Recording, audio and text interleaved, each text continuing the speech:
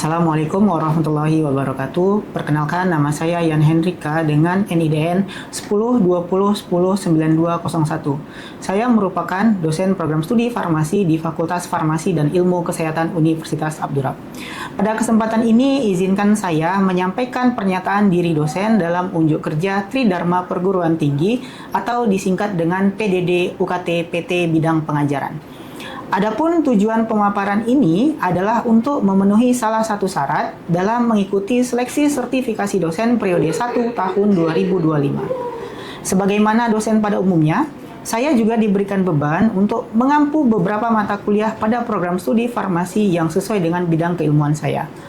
Beberapa mata kuliah yang pernah saya ampu diantaranya formulasi dan teknologi sediaan cair dan semi padat, kemudian formulasi dan teknologi sediaan padat, kemudian formulasi dan teknologi sediaan steril, kemudian farmasi fisika, kemudian compounding dan dispensing. Mata kuliah tersebut baik dalam bentuk kelas teori maupun kelas praktikum. Pada kesempatan kali ini, izinkan saya akan memaparkan penjelasan mengenai mata kuliah teori, formulasi, dan teknologi sediaan cair dan semi padat atau biasa kami singkat dengan tekfar cair. Nah, di mana metode yang akan saya gunakan dalam memaparkan mata kuliah ini adalah dengan prinsip DIA, yaitu Delivery, Interaction, dan Assessment. Berikut outline paparan pada mata kuliah tekfar cair. Yang pertama adalah deskripsi dari mata kuliah. Kemudian akan dilanjutkan dengan deskripsi capaian pembelajaran, kemudian dengan sistem pembelajaran, kemudian dilanjutkan dengan materi dan metode pembelajaran, kemudian dilanjutkan dengan sistem dan indikator penilaian, dan terakhir nanti saya juga akan menampilkan proses pembelajaran yang sudah kami laksanakan di dalam kelas. Nah, mata kuliah ini merupakan salah satu mata kuliah wajib di program studi farmasi pada semester 4 tanpa adanya mata kuliah prasyarat dengan bobot 2 SKS. Durasi perkuliahan selama 100 menit per pertemuan per minggunya. Berikut saya paparkan deskripsi mata kuliah tekfar cair.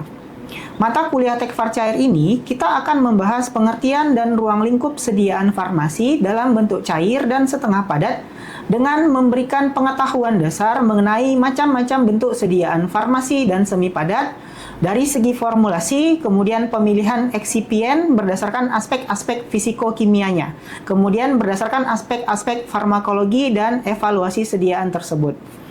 Diharapkan, mahasiswa mempunyai kemampuan dalam mendesain sediaan cair dan sediaan padat berdasarkan sifat fisiko-kimia zat aktif.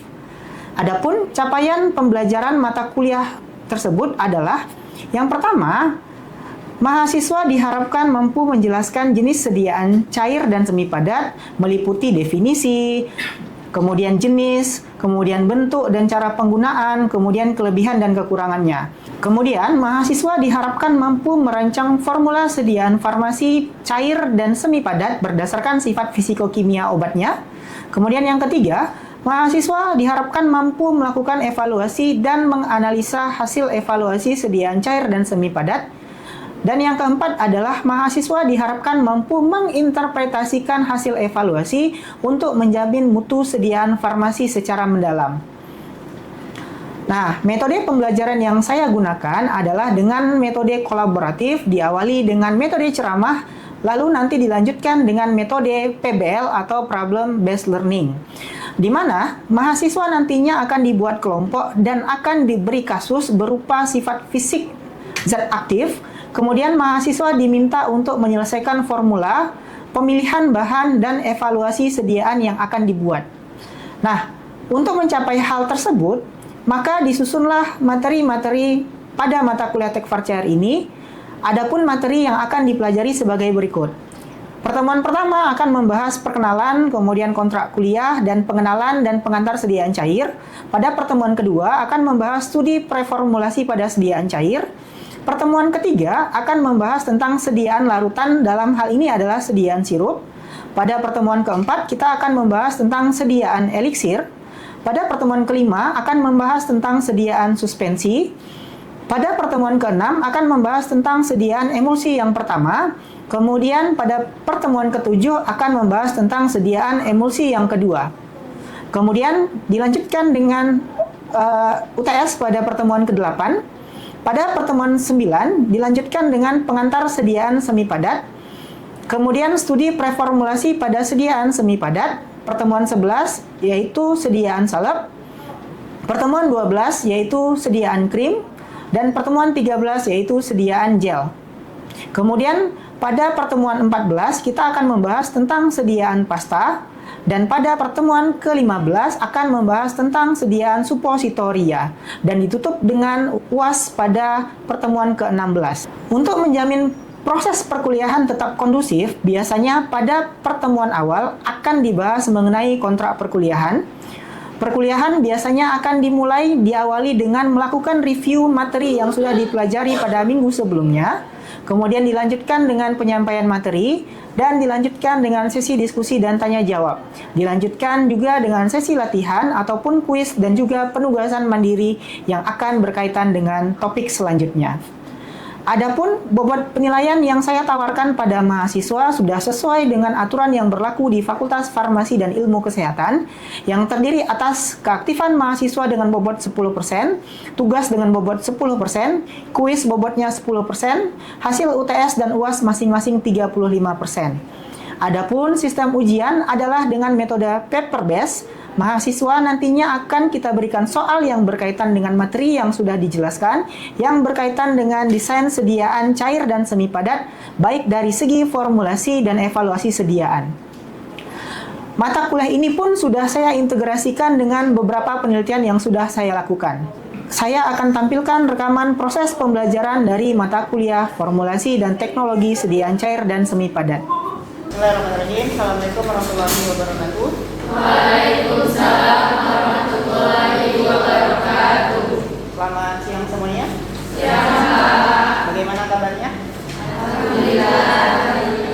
Ya, hari ini kita sudah masuk ke pertemuan ke-6 di mata kuliah teknologi formulasi sediaan cair dan semi padat. Oke, minggu lalu kita sempat membahas tentang sediaan suspensi.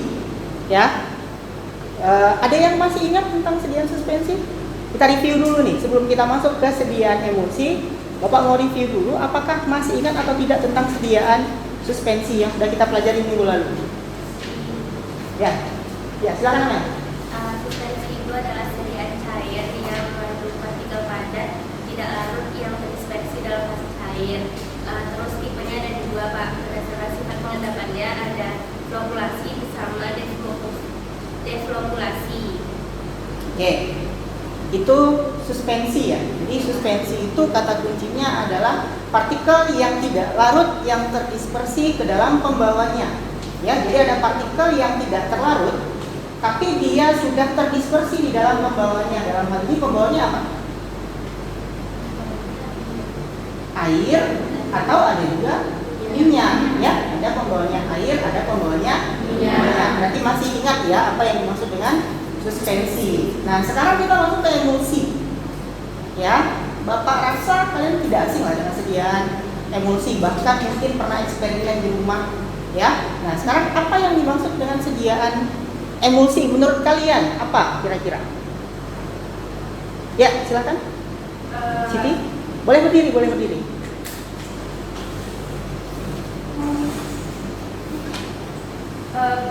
Penjelasan tentang emulsi itu adalah sistem dispersi yang terdiri dari dua fase, Pak. Dua fase yang tidak bisa bercampur, yaitu fase minyak dan fase air. Jenis emulsi ini ada dua, yaitu minyak dalam air, yang kedua itu air dalam minyak. Oke, ada lagi? Dan untuk bahan untuk menstabilkan emulsi itu yang dinamakan emulgator, itu contohnya itu bom arang. Contoh emulsi itu spot emulsion.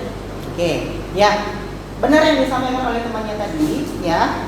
Jadi kata kuncinya kalau tadi sediaan suspensi itu kata kuncinya adalah partikel yang tidak terlarut ya di dalam pembawanya.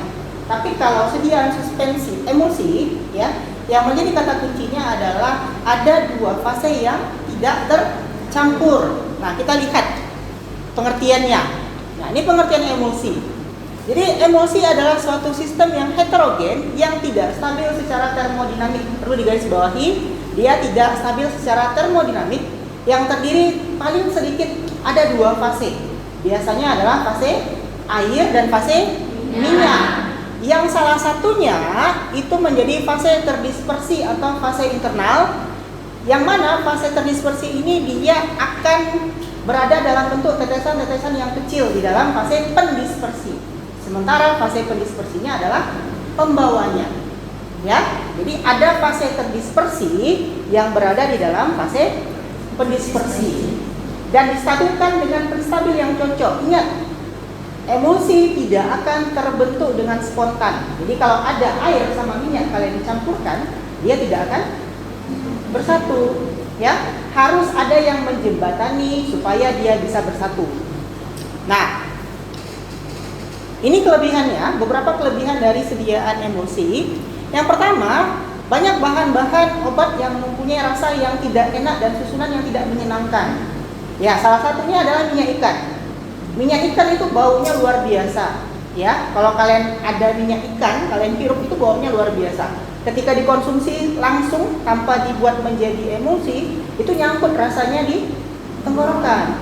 Ya, jadi dia dibuat dengan menjadi emulsi, ditambahkan pemanis, pewarna seperti sport emulsion, ada rasa jeruk, rasa stroberi yang kalian gunakan, ya. Jadi bisa menutupi rasa yang tidak enak.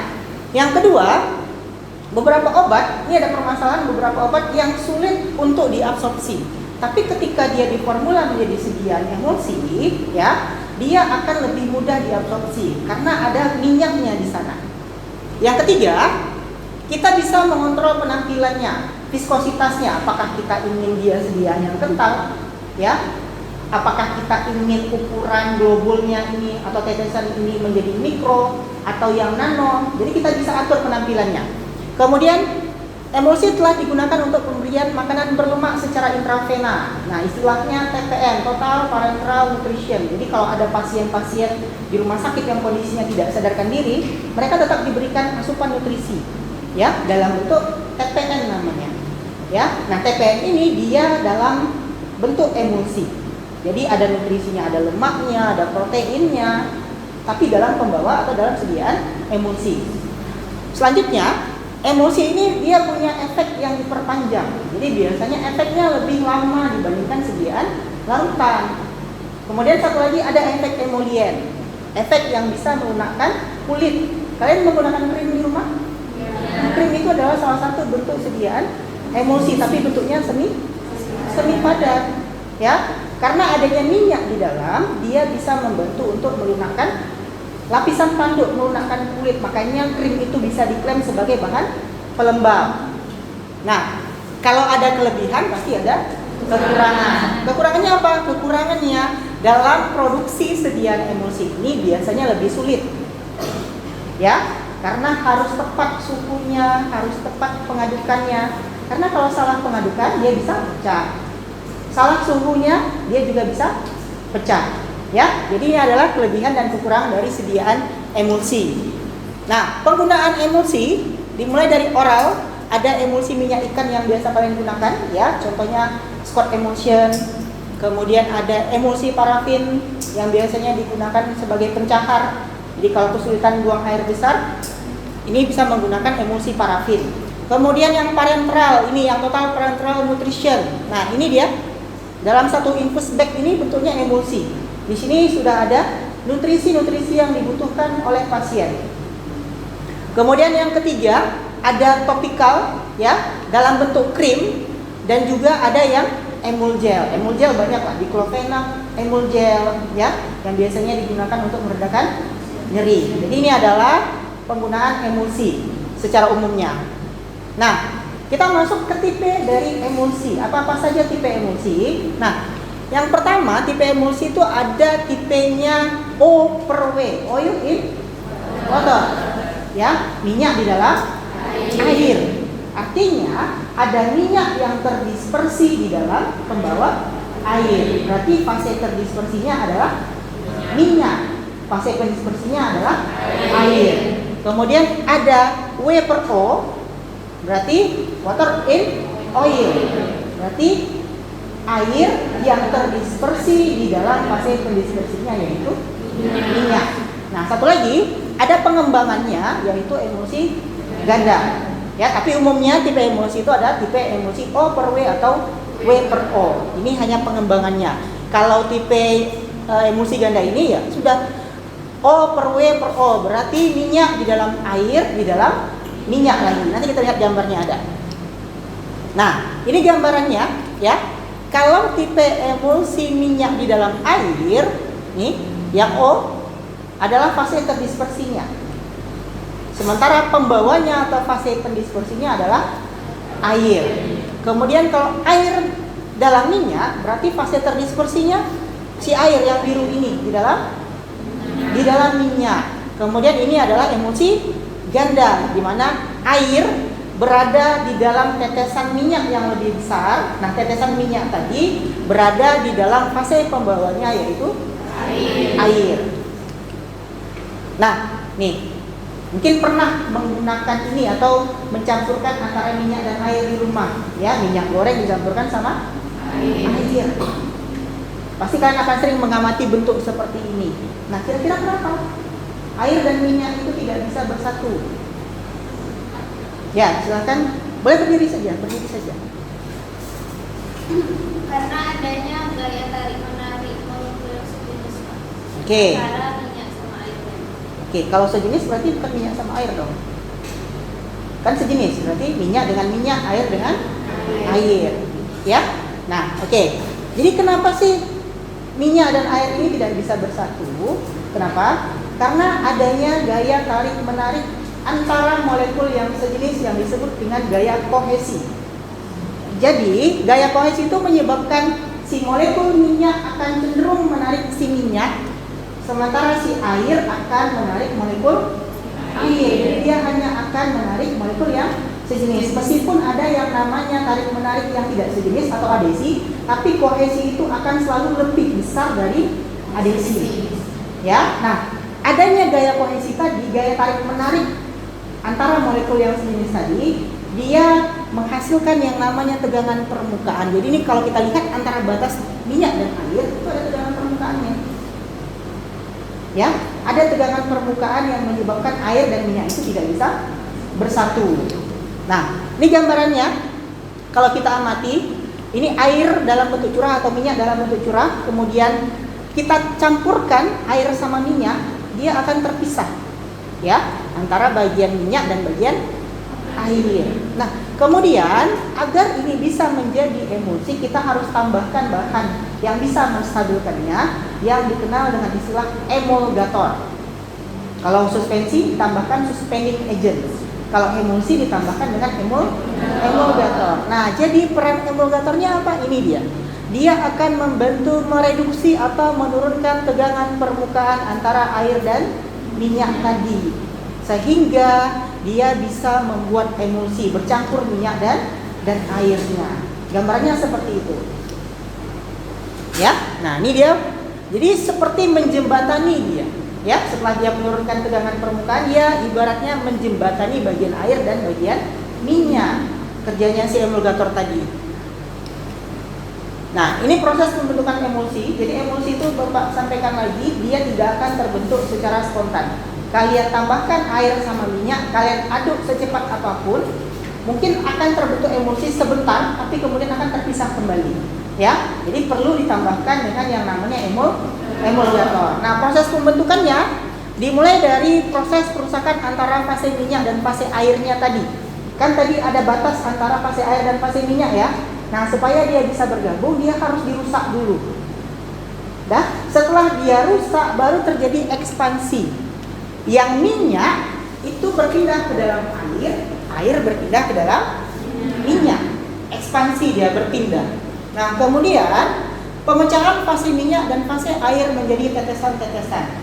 Ya, setelah dia berekspansi, dia akan pecah fase minyak dan fase airnya membentuk tetesan-tetesan. Nah, kemudian proses penggabungan tetesan-tetesan fase luar dan penstabilan tetesan-tetesan fase dalam. Kalau dia menjadi fase luar, misalnya tipe minyak di dalam air, berarti fase luarnya adalah air. Nah, si airnya dia nanti akan bergabung kembali. Ya, jadi dia akan bergabung kembali. Sementara penstabilan tetesan-tetesan fase dalam itu terjadi pada si minyak. Si minyaknya akan distabilkan. Sementara si airnya dia akan bergabung menjadi fase luar. Ya, itu prosesnya. Nah, proses pembentukan emulsi ini akan menentukan tipe emulsi yang terbentuk tergantung pada kecepatan penggabungan dari salah satu fase. Bila fase minyak lebih dahulu bergabung, maka terbentuk tipe emulsi air dalam minyak. Jadi kalau seandainya minyaknya yang lebih dahulu bergabung, maka emulsi yang terbentuk adalah air dalam minyak. Karena yang bergabung adalah minyak. Demikian juga sebaliknya, kalau yang bergabung terlebih dahulu adalah air, maka yang terbentuk adalah emulsi tipe minyak di dalam air. Ya, oke. Kita lanjut ke formula emulsi. Apa saja sih komponen yang harus ada dalam sediaan emulsi? Ya, yang pertama tentu harus ada fase minyak. Namanya terdiri dari dua fase, adalah fase minyak. Ya, kemudian harus ada airnya. Kalau minyak saja tidak jadi emulsi kan? Kemudian harus ada emulgator atau emulsi yang membantu memecahkan si minyak sama air tadi menjadi tetesan-tetesan adalah si emulgator. Jadi harus dipilih emulgator yang sesuai dengan tipe emulsinya. Apakah emulsinya minyak dalam air atau air dalam minyak, itu harus kita sesuaikan. Ya. Kemudian perlu ditambahkan pengawet. Ya, perlu sekali ditambahkan pengawet. Kenapa? Karena minyak itu mudah sekali mengalami yang namanya auto-oksidasi. Jadi minyak itu ketika kalian diamkan di udara terbuka, dia akan teroksidasi dengan sendirinya. Kalau sudah teroksidasi, apa efeknya? Warnanya jadi utek. Yang seharusnya jernih, jadi coklat dia. Kemudian aromanya tengik, aromanya jadi tidak menyenangkan. Ya. Kemudian jika dibutuhkan, ditambahkan dengan antioksidan untuk mencegah terjadinya oksidasi tadi. Dan lagi perlu ditambahkan pengawet. Ya, pengawet perlu ditambahkan. Nah, kita masuk ke beberapa pengembangan sediaan emulsi. Nah, jadi kalau kita amati emulsi itu yang konvensional ya. Kalau kalian mengamati emulsi Scott emulsion, warnanya gimana? Gimana? Keruh kan? Ada warna kuning karena ditambahkan pewarna. Kalau dia rasanya jeruk, ya. Jadi kalau secara estetik dia kurang menyenangkan, ya. Nah, ini adalah beberapa hasil penelitian yang kebetulan Bapak dengan mahasiswa menghasilkan beberapa penelitian. Dimulai dari nanoemulsi turmeric oil. Jadi kalau kalian dibandingkan antara emulsi konvensional biasa dengan nanoemulsi, secara penampilan mana yang lebih menyenangkan dilihat? Emulsi, ya. Karena dia lebih jernih. Nah, satu lagi, biasanya efeknya itu cenderung lebih baik dibandingkan yang emulsi biasa. Seperti ini. Ini adalah nanoemulsi turmeric oil, punya efek antibakteri yang kuat. Ini hasil riset yang sudah dikembangkan. Kemudian juga kita mengembangkan emulgel turmeric oil. Nah, emulgel lagi. Ya, sudah dibikin nanoemulsi, dibikin emulgel. Kalau emulgel pasti penggunaannya secara topikal. Ya, fungsinya apa? Sama, punya aktivitas sebagai antibakteri juga. Ya. Kemudian nah, ini ada sediaan SNAP, Self Nano Emulsifying Drug Delivery System. Ya, ini juga turmeric oil. Jadi ini adalah turmeric oil yang sudah diformulasi menjadi SNAP dengan tambahan surfaktan dan posurfaktan. Ya, jadi kelebihannya apa? Ketika dia masuk ke dalam medium, dalam hal ini adalah medium air. Berarti kalau dia digunakan secara oral, dalam hal ini mediumnya adalah cairan lambung. Jadi ketika dia masuk ke dalam lambung, ya, atau ke dalam medium cair, si campuran SNAP tadi itu dengan spontan dia akan membentuk emulsi, nanoemulsi. Ya, ini sudah dimasukkan ke dalam medianya kita jernih, ya, kita aduk sedikit, nanoemulsinya akan terbentuk. Nah, ini yang disebut dengan Self Nano Emulsifying Drug Delivery System. Ini adalah SNAP. Nah, SNAP ini yang pernah Bapak kembangkan dan pernah diuji sampai ke anti kanker. Nilai ACVT-nya ini juga hampir mendekati dengan obat kanker yang ada di pasaran. Ini juga sudah kita kembangkan. Ya. Nah, jadi ini adalah snack. Ini di campurannya ada minyak, kemudian ada surfaktan, ada kosurfaktan, ya. Kemudian dia dalam bentuk cairan.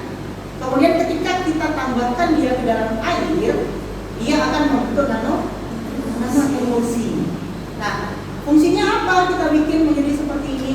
Dia bisa memperbaiki bioakurabilitas dari zat aktifnya, ya. Makanya pengembangan sediaan emulsi ini dia akan membantu memperbaiki dari sifat emulsinya. Kemudian ini juga sempat dikembangkan yaitu spray nanoemulsi minyak biji wortel, minyak lagi, ya. Tapi ini fungsinya sebagai antioksidan dan anti-aging, tapi dalam bentuk spray.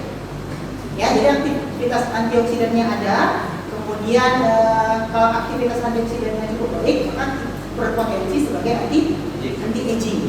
Oke, nah, anti penuaan biar awet muda. Kemudian ini juga food odor spray nanoemulsi minyak kopi. Jadi ini semprot kaki, ya, semprot kaki. Ini yang masalah sama bau kaki. Nih, kita menggunakan minyak kopi, ya. Minyak kopi ini kita pula menjadi nano spray. Kemudian dia kita uji aktivitas antibakterinya terhadap bakteri penyebab bau kaki. Nah, jadi ternyata dia bisa membunuh bakterinya dengan baik. Kemudian karena dia adalah kopi itu kan aromanya sedap ya. Kemudian juga dia bisa menyerap aroma lain-lainnya, sehingga dia bisa berperan sebagai anti bau kaki. Jadi dia mencegah terjadinya bau kaki. Oke. Nah, ini kesimpulan untuk materi kita hari ini. Kesimpulannya adalah emulsi merupakan sistem dispersi dua cairan yang tidak saling bercampur, ya. Ada fase minyak, ada fase air yang tidak saling bercampur awalnya. Dengan bantuan zat pengemulsi, berarti ada zat pengemulsi. Dalam hal ini berarti emulgator atau biasa kita kenal dengan surfaktan. Nah, sediaan emulsi banyak digunakan dalam dunia farmasi karena kemampuannya untuk meningkatkan bioavailabilitas obat yang tidak larut dalam air serta memberikan kenyamanan penggunaan terutama untuk aplikasi topikal maupun oral. Ya, ini kesimpulannya. Oke, cukup ya. Kalau cukup berarti kita masuk ke tugas. Ya, tugas silahkan ini dibuat menjadi esai. Ya, diketik saja. Kemudian nanti diupload pada Spada, kita punya kelas Spada ya. Nanti silakan diupload. Bapak sudah siapkan rumahnya, Bapak sudah siapkan tempat uploadnya pada bagian pertemuan ke-6. Paling lama 15 Juli. Bisa ya? Jangan lupa dikerjakan tugasnya. Oke.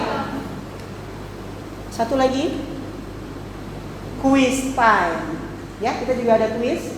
Ya, kuisnya satu lagi menggunakan Spada, jadi silahkan diakses kuisnya melalui Spada. Di pertemuan ke-6 Bapak sudah siapkan link kuisnya, jadi nanti tinggal diklik. Waktu pengerjaannya selama 30 menit. Oke ya? Oke. Minggu depan kita akan membahas lebih mendalam terkait sediaan emulsi, ya, yang berkaitan dengan prosedur pembuatan emulsi, kemudian perhitungan jumlah surfaktan yang dibutuhkan. Dalam hal ini berarti perhitungan HLB namanya, ya. Silakan dipelajari. Sama satu lagi adalah evaluasi yang harus dilakukan untuk sediaan emulsi. Oke? Oke ya? Oke. Berarti sudah selesai pertemuan kita pada hari ini di pertemuan ke-6. Bapak ucapkan terima kasih ya. Lebih dan kurang mohon maaf. Bapak tutup. Assalamualaikum warahmatullahi wabarakatuh. Waalaikumsalam warahmatullahi wabarakatuh. Demikianlah video pernyataan diri saya. Saya ucapkan terima kasih kepada seluruh panitia sertifikasi dosen. Atas perhatiannya saya ucapkan terima kasih. Assalamualaikum warahmatullahi wabarakatuh.